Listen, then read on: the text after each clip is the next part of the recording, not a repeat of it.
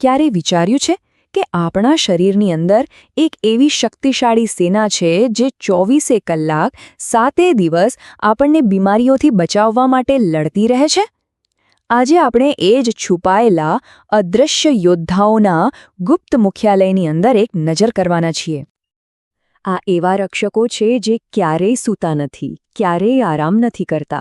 એ હંમેશા એલર્ટ પર હોય છે. તો ચાલો આજે સમજીએ કે આ અદૃશ્ય સેના આખરે કામ કેવી રીતે કરે છે. હા, આપણે વાત કરી રહ્યા છીએ આપણી પોતાની રોગ પ્રતિકારક શક્તિની, એટલે કે આપણા શરીરના પોતાના ડિફેન્સ હેડક્વાર્ટરની. અને આ કોઈ સાયન્સ ફિક્શન ફિલ્મ નથી હો. આ આપણા શરીરમાં દર સેકન્ડે ચાલતી એક અદ્ભુત હકીકત છે. ચાલો આ ગુપ્ત મથકની અંદર જઈએ અને જોઈએ કે ત્યાં શું ચાલી રહ્યું છે. કોઈ પણ સંરક્ષણ પ્રણાલીની જેમ બધું જ સરહદથી જ શરૂ થાય છે. તો આપણા શરીરની સરહદો પર કોણ પહેરો ભરે છે? ચાલો એ જાણીએ.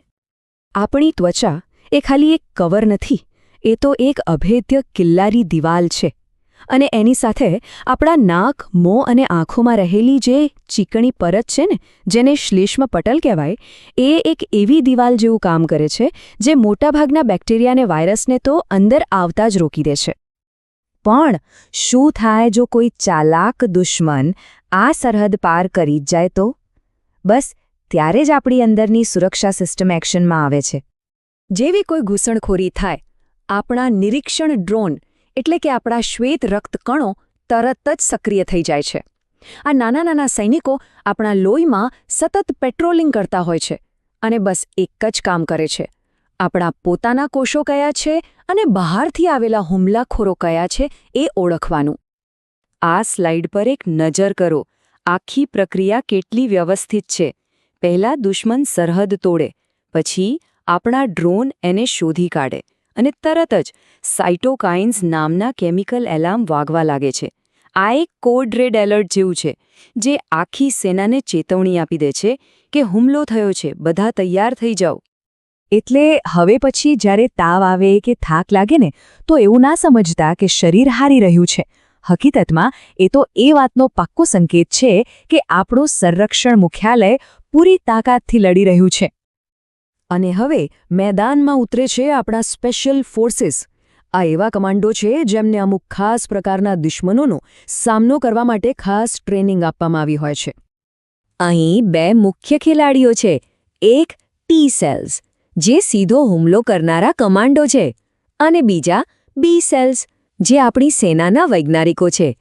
બી સેલ્સ દુશ્મનને ઓળખીને એન્ટીબોડીઝ નામના ખાસ હથિયારો બનાવે છે, જે એકદમ ગાઇડેડ મિસાઇલની જેમ ચોક્કસ નિશાન પર જ વાર કરે છે. યુદ્ધ જીતી લીધા પછી આપણી સિસ્ટમ આરામ નથી કરતી. ના, એ તો ભવિષ્યમાં થનારા હુમલાઓ માટેની તૈયારી શરૂ કરી દે છે. આ કામ કરે છે મેમરી સેલ્સ. એ દરેક દુશ્મનનો રેકોર્ડ રાખે છે. એ કોણ હતો, કેવો દેખાતો હતો અને આપણે એને કેવી રીતે હરાવ્યો. આ બધી માહિતી શરીરની સિક્યોરિટી આર્કાઇવમાં ફાઇલ થઈ જાય છે. આ યાદશક્તિ જ આપણને લાંબા સમય સુધી સુરક્ષા આપે છે. જો એ જ દુશ્મન ભવિષ્યમાં ફરી હુમલો કરવાની કોશિશ કરે, તો મેમરી સેલ્સ તેને તરત જ ઓળખી લે છે. અને આ વખતે આપણી સેના એટલી ઝડપથી જવાબ આપે છે કે દુશ્મનને કોઈ નુકસાન પહોંચાડવાનો સમય જ નથી મળતો. અને ખબર છે, આ જ સિદ્ધાંત પર રસીઓ કામ કરે છે. રસીઓ આપણા સંરક્ષણ મુખ્યાલય માટે એક ટ્રેનિંગ ડ્રિલ જેવી છે.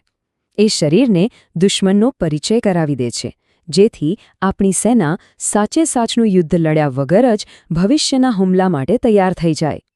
પણ આટલી શક્તિશાળી સેનાને હંમેશા મજબૂત રાખવા માટે શું જરૂરી છે? ચાલો હવે એ જોઈએ કે આપણે એને કેવી રીતે મદદ કરી શકીએ.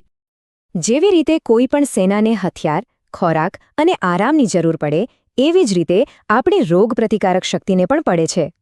પૌષ્ટિક ખોરાક નવા સૈનિકો અને હથિયારો બનાવે છે. પૂરતી ઊંઘ સૈનિકોને રિચાર્જ કરે છે અને કસરત તેમને હંમેશા ફિટ અને તૈયાર રાખે છે. એક વાત યાદ રાખવી જરૂરી છે: જો શરીરને યોગ્ય પોષણ, આરામ કે માનસિક શાંતિ ન મળે, તો એ સેનાનો સપ્લાય કાપવા જેવું છે. અને એનાથી શું થાય? આપણું સંરક્ષણ નબળું પડે અને બીમારીઓનો ખતરો વધી જાય.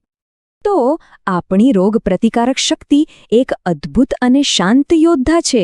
એ દરરોજ એક એવી લડાઈ જીતે છે જેની ઉજવણી આપણા દરેક શ્વાસ અને દરેક ધબકારામાં થાય છે. આપણું સંરક્ષણ મુખ્યાલય હંમેશા સતર્ક, વફાદાર અને આપણને સુરક્ષિત રાખવા માટે તૈયાર છે.